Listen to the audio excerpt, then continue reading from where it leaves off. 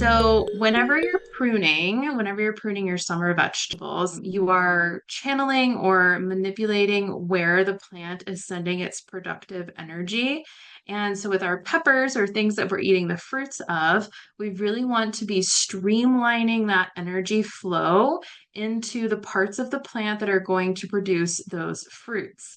And so, any leaves that you see that might be touching the soil or that are lower down on the plant, when we're talking about pruning a mature pepper plant, so a pepper plant that's already, maybe 2 feet tall, maybe 3 feet tall. When you're pruning those, you can prune the lower leaves of the plant to help encourage fruit production higher up on the plant. And a lot of people who prune their peppers, they'll just remove all of that lower foliage and just help channel that productive energy towards the top of the plant.